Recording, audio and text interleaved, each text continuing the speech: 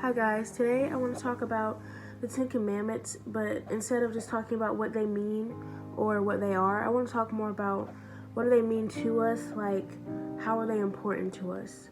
So first, when you guys hear the Ten Commandments, I want you guys to think of God's moral law, the moral law.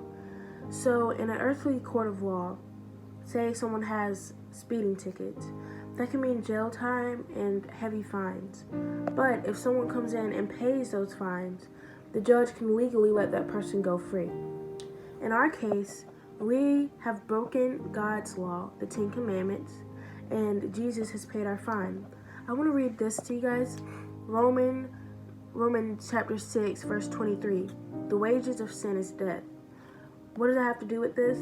Well, before Jesus died on the cross, he said, "It is finished," which is a strange thing to say, but it's basically like he was saying, as the Son of God, that the debt has been paid. The debt has been paid for us, and now God can legally, in a sense, dismiss our case, forgive us of our sins, commute or cut or reduce, in this case, set us free from our death sentence, all because of what Jesus did on the cross some 2,000 years ago.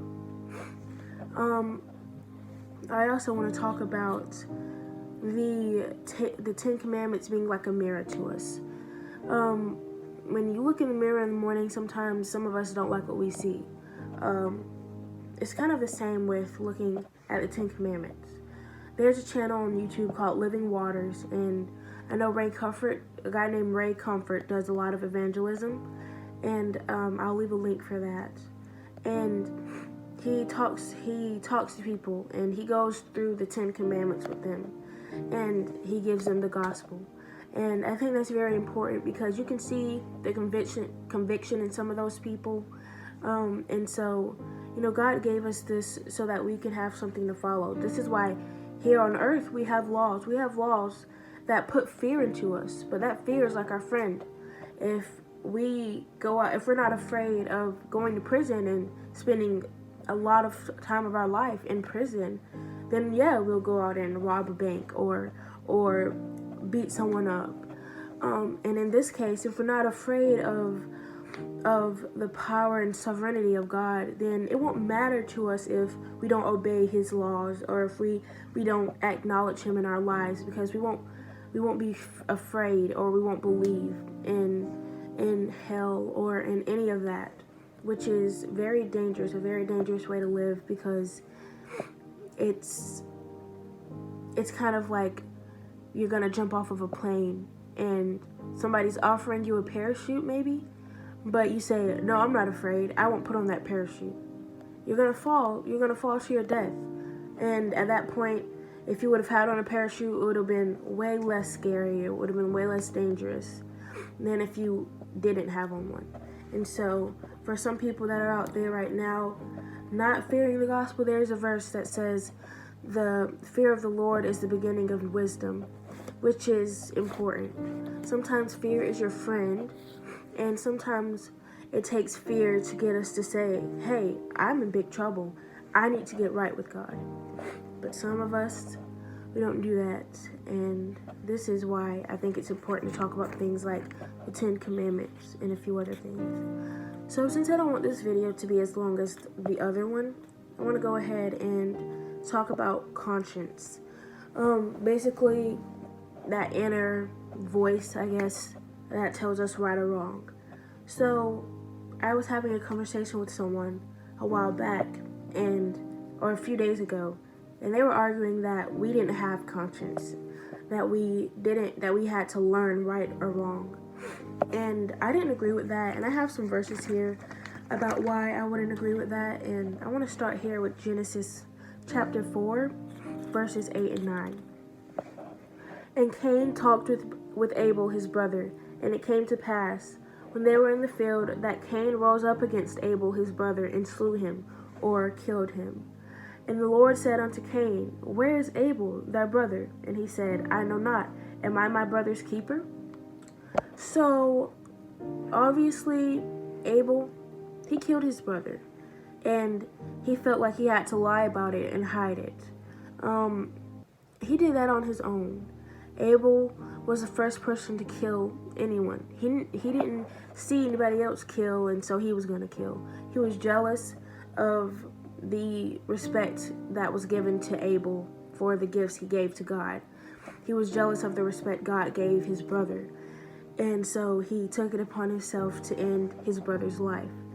Now, if that isn't enough, I want to talk about Matthew chapter 27. Let me find it. Verse 3 through 5.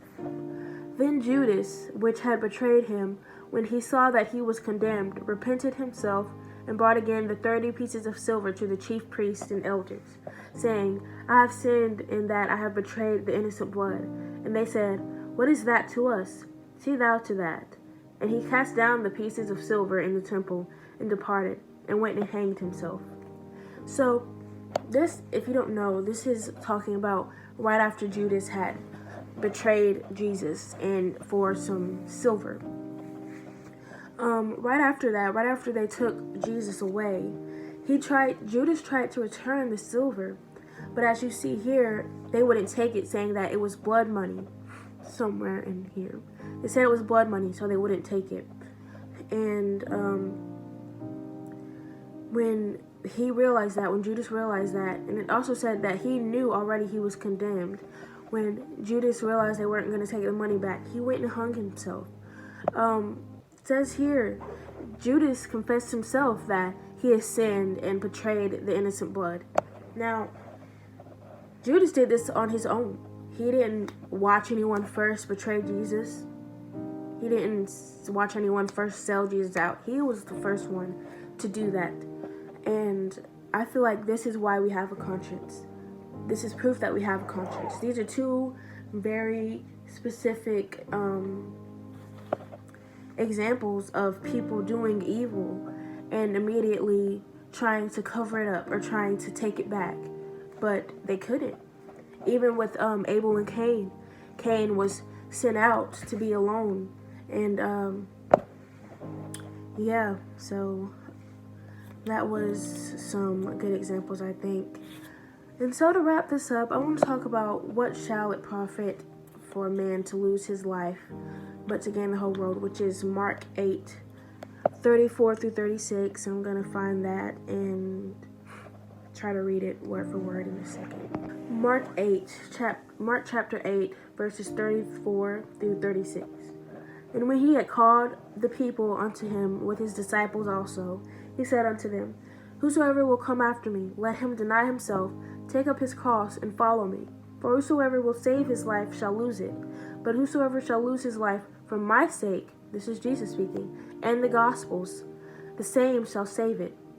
For what shall it profit a man if he gain the whole world but lose his own soul? That is very, very deep. A lot of people, it goes back to having treasures on the earth. You know, where you have your treasures, that's where your heart would be also. This Mark 8:34 through 36. This is another example of Jesus magnifying how important it is to think about your eternity first, to get right with God, to not live in sin, because obviously it's easier to do when you're here on earth. You don't think about, oh, I might die tonight or today, at that moment, wherever you are. But it's possible. And say, it doesn't matter if you're the richest person in the world. When you're dead, it won't matter anymore. You may have had a lot of cars, had a lot of riches, had a lot of relationships, anything. You may have looked good. You may have done this, traveled the world. But if you do all of that, and then you die and pass away, and your soul dies eternally, that is pretty sad.